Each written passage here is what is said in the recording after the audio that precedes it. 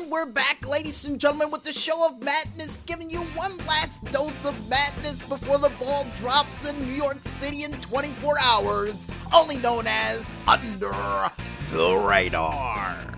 And before the maestro says anything about that giant oversized clock over in the corner, we made a little bit of an oopsie-daisy, folks, for this past week, because we managed to get you double the screenshots to close out this year on a high note.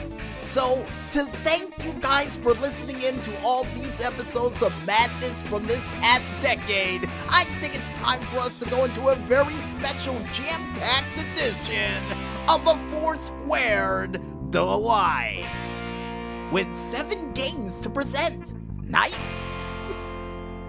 And the first game, or should I say screenshot, that we have up for this week comes from the Twitter page of Captain Psy with their game, Shady Night. And the screenshot that they provided for this week shows our hero not only kicking the door in, but also using his explosive arrows to shoot a box toward the enemy, then shooting him with the explosive arrows, kicking him in the face, and then finishing the job by shooting an arrow and causing him to flip out of control into a small teaspoon of water in the jagged rocks below.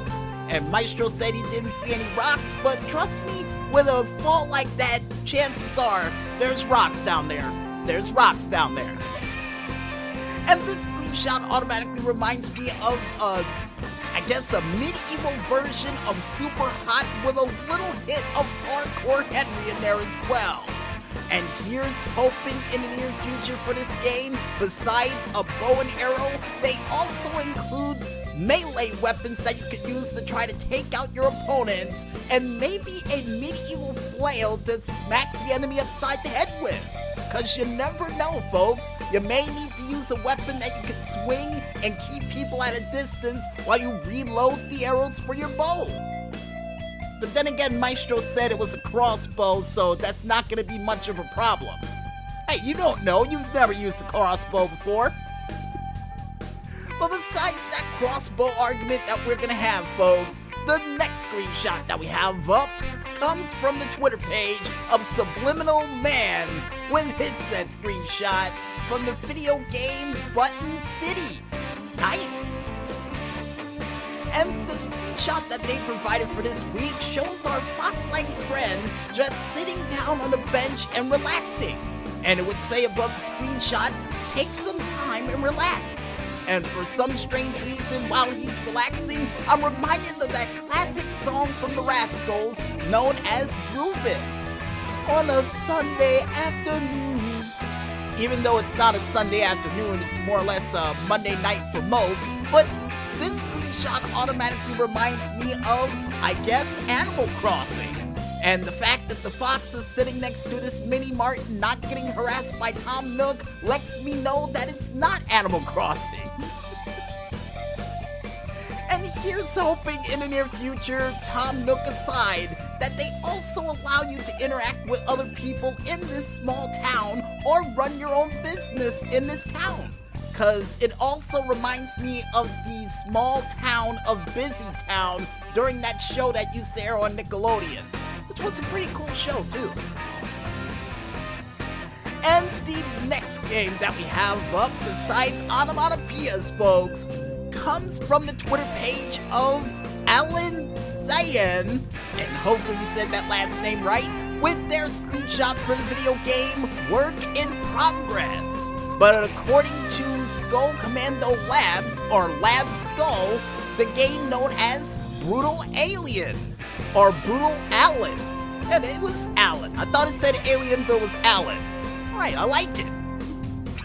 But besides the name that it was given, folks, this screenshot features our hero walking down a dark corridor only to shoot a couple of shots into the night and to upset a giant oversized, I guess, alien or man of some sort for him to run down the hallway tucking and rolling to try to get away from it as it started to gain speed.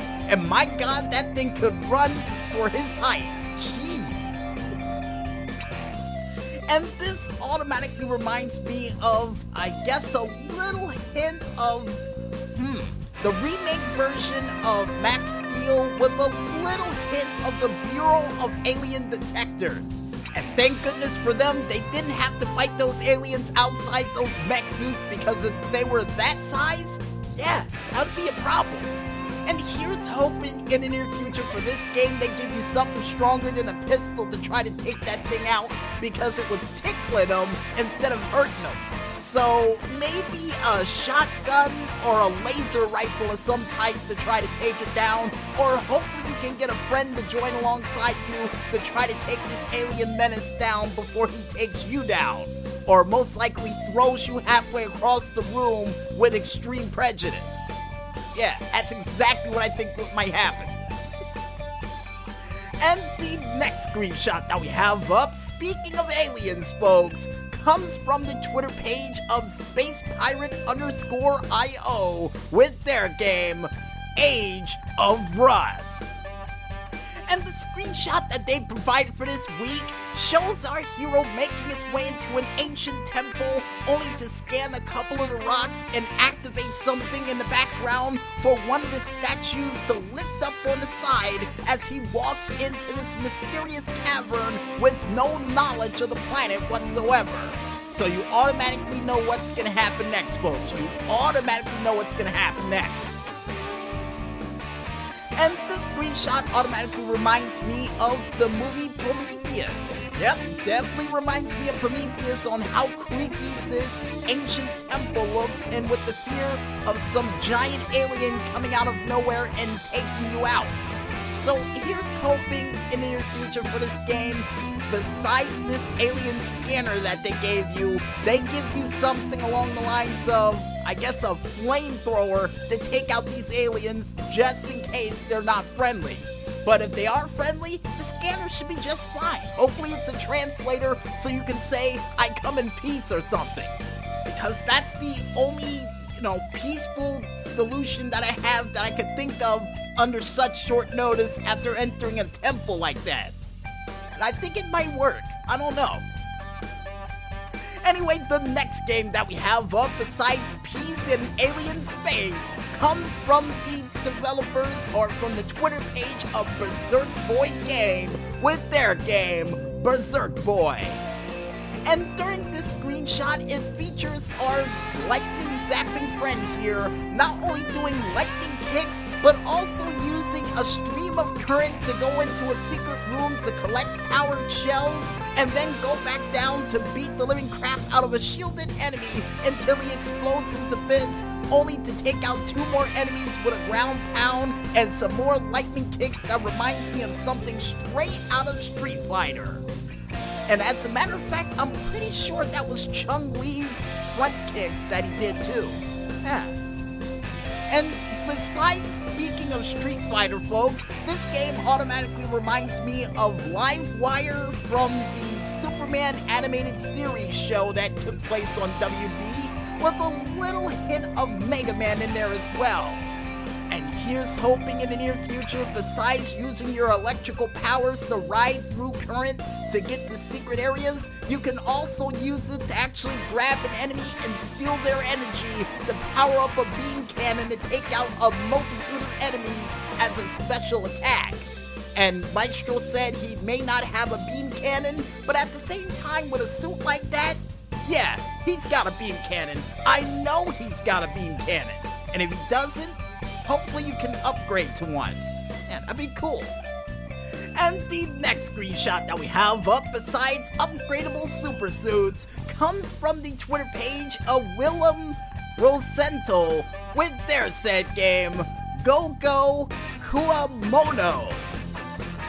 And the screenshot that they provided for this week shows our friend with a bunch of what appears to be strawberry knights taking out a whole bunch of silverware that's being dropped by what appears to be a giant, I guess, silverware holder? Not too entirely sure on this one, but either way, it looks like the tiny strawberries are winning this epic fight. And this game automatically reminds me of not only the Kingdom Hearts level of Beauty and the Beast, with a little hint of Yoshi's story due to the happy smiling flower in the upper left-hand corner of the screen. And here's hoping in the near future, besides getting a chance to use Strawberry Knights to help you out, they also have, I guess, Banana Swordsman to help you out as well too. Or neither that or give the option of the Strawberry Knights to use something besides a lance. Even though it's highly effective, I got a feeling you're gonna need a little bit more than that to take out whatever's waiting for you outside of the dining room. Because if these things are as dangerous as I think they are, the dining room is just the tip of the iceberg. And the last but not least screenshot that we have up besides fighting silverware and fruit, folks, comes from the creator, Jacob D. Wenzel, with their said screenshot from the video game Work in Progress.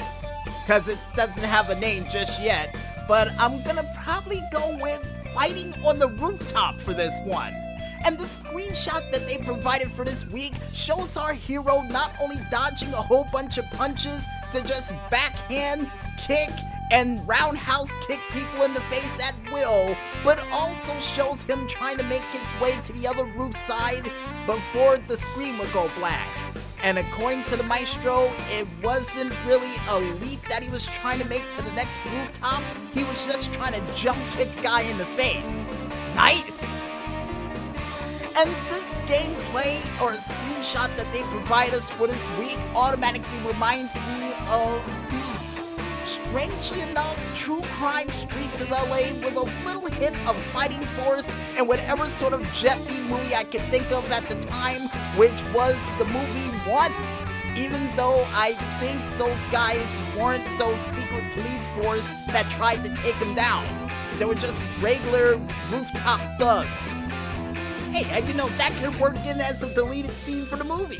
Yeah, I can play that off for that. And here's hoping in the near future for this game that not only they give you an option for takedowns to the ground, but also a chance for you to actually interact with your environment with your special attacks, like a chance to actually throw somebody through a window, or even like in Watch Dogs, I think it was, to actually get somebody up on your shoulder and Death Valley drive them to the ground. And according to the maestro, that was Sleeping Dogs, not Watch Dogs. Right, thanks for the correction.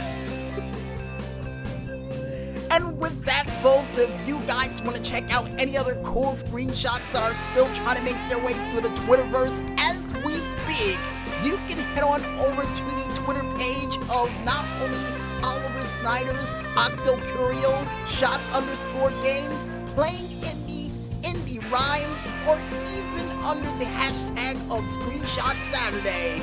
Or if you want to check out the screenshots that we liked for this week and get an interpretation of it for yourselves, you can head on over to our Twitter page, only known as the 00Agent0012, where Maestro apparently made a folder entitled Last Screenshot Saturday of the Year. Which he's right, but at the same time, I thought he would come up with something more creative to wrap up this year and decade. And now he's changing it to decade-ending screenshots, so I'm giving him the thumbs up. Good job, man. Good job. And I guess with that said, folks, and with that overload of screenshots we just gave you, I think it's time for us to head back into the music, and when we return, we'll be back with another bone-breaking edition of the Wild World of Stunts right after this. So don't go anywhere just yet, folks, and stay tuned.